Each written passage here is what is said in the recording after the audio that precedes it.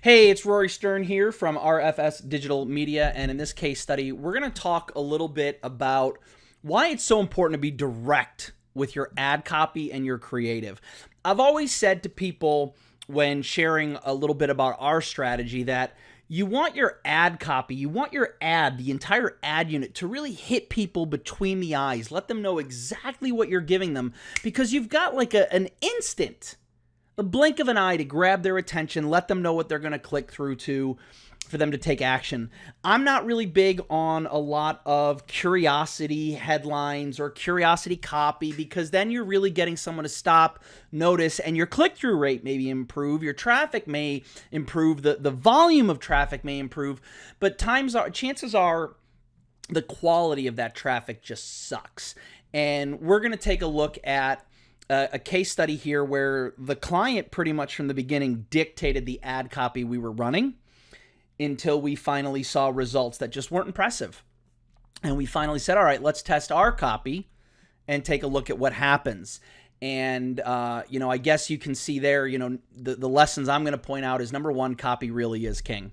Another lesson we found out during this particular launch, working with our client is, this right here as we walk through it is a case for why you really don't want to change thank you page URLs unless you either have the standard event in place on the new page, or if you notify your media buyer, you work collaboratively as partners to say, hey, we're going to be changing the structure of the URL, the thank you page URL where you're tracking our leads or our sales. Here's a heads up. Let's create another custom conversion. And then, right here, let your media buyer do what they do best. You're hiring somebody to either take over your ad account, or in the case of this, case study, you're hiring an expert to come in and get you the results that you want because this isn't your sphere of genius. And we had a lot of resistance from the client to let us run our copy until the numbers dictated it. So, if I can help anybody here, whether you're working with us, whether you're working with somebody else, it really doesn't matter. Like when you hire an agency, especially when you hire an agency with experience and background and a reputation, let them run their creative. So a little bit of background, if you will, on this data. As we look here, some of the stuff is going to be blacked out to protect the privacy of our clients. As always, we keep everything on lockdown. I'm a firm believer that if you as our client want to tell the world that we run your ads, fantastic. If that doesn't happen, it ain't going to come from us because I'm not going to brag about who we're running traffic for. This has to do with privacy and confidentiality and, the integrity of your funnels and your business and everything, because in this world where people are just quote unquote funnel hacking and swiping and deploying, it's more like stealing. And I want to keep that on lockdown. So here we go, looking at a summit where we're driving ads to a virtual multi-speaker summit for free. On the thank you page, they upgrade and have a chance to upgrade, that is, to make some money. So you have an opportunity to liquidate your traffic here. We're looking at March 1st, 2018 through May 1st of 2018. If we look at the numbers here, you'll see $5,760.35 in total ad spend. We've got 3 campaigns. One of them is our retargeting to try and drive purchases, which you're not going to see based on the custom report I have right now. So let's get rid of that. This is something where we didn't get the retargeting working. That's a whole nother story. Because I say it like that, no, it wasn't necessarily the effectiveness or ineffectiveness of the ads. We had some problems while we were running it with the conversions of the upsell page, which again points out you've got to test, you've got to iterate. And again, this is not me trying to say, oh, it was the client's fault, we did our job. Like, no, at the end of the day, we didn't get them retargeting sales. It's horrible. I don't like that. We did set up a lookalike campaign. We didn't spend any money. And again, you can see here, we didn't spend a whole lot of money on, the retargeting campaign because it just wasn't working. Our cold traffic, we spent the bulk of the money, $5,697. And at the end of the day, you're going to see really, really mixed results. If I show you this, again, we've blocked off the various different leads, but you can see the numbers. 146 is one conversion event, 400 is another, 68's another, 28's another, 67's another, 151's another. That 14 was actual upgrades made to the cold traffic.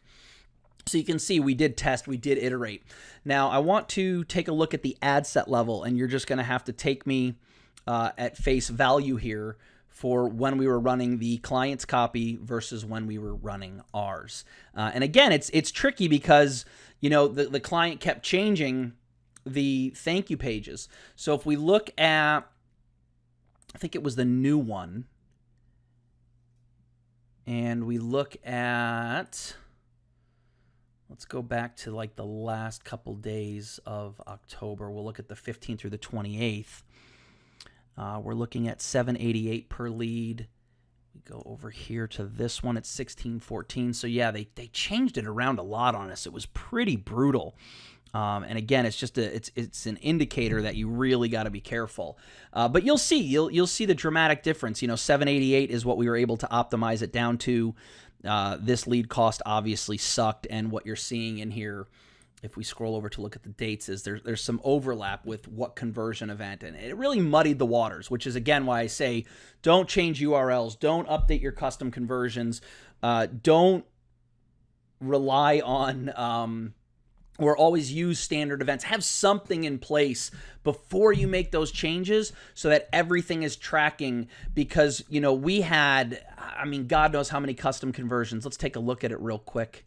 Man, it was brutal, and I probably deleted some, but, you know, change after change after change after change, you know, stick with your media buyer. All right, so let's try this again. This just, you know, what happened is it reverted back to my personal account, which we're not looking at. Another reason why I hate using my personal Facebook account or personal accounts rather than using, you know, Business Manager. That way everything's locked and loaded, everything's dialed in, it goes to the right place. In this case, you know, it's wonky at best. So let's see, here we are, Events Manager, even though I said custom conversions. Here we go. Hopefully it worked, and it looks like it's the right ad account. So it's coming on board. And you'll see here, you know, we made so many changes. This was the purchase that we were tracking. Here we've got the most recent leads. Here we've got, you know, 1, 2, 3, 4, 5, 6 different lead pixels for custom conversions, and it kept changing and changing. And you don't want to do that because, again, as I said, you muddy the waters. So now let's go back and again try to look at and see if we can zero in on our copy versus client copy, because again, what a difference it makes when you have streamlined copy. Again, we're going to black some of this stuff out just out of privacy, and I'm sure you'll respect that. So let's see, these are the most recent ones.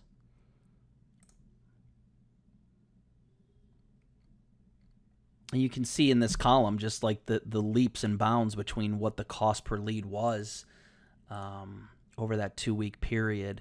So here you go. This is, I'm going to take a guess. This is ours. 1 second while I pull it up. And again, I may have to blur some of this out. Yeah, this is one of ours. Very simple, very straightforward. $6.35 cost per conversion. $5.55. $9. Like, I'll take that all day, every day. And let's see if we go up here. That may be one of ours just because, you know, when you're split testing, you're not always going to get the best results with the same stuff. Yeah, that's one of ours. I'll own it, by the way. I own this stuff when we make mistakes. Let's go back to April 1st through the 14th and see if we can find out. Yeah, so I'm recording a video.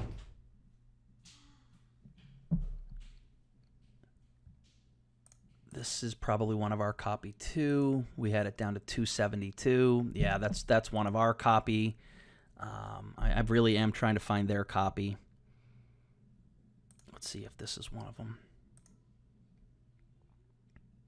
Yeah, so here's the client's copy. Again, I have to blur it out for privacy and whatnot, but it's the difference between trying to accomplish too much with your copy versus hitting them right between the eyes. Like this individual, the copy they wrote, you know, it was this long story, an attempt at connecting with the audience and then inviting them to this virtual event. And it just didn't work because literally it boils down to one thing.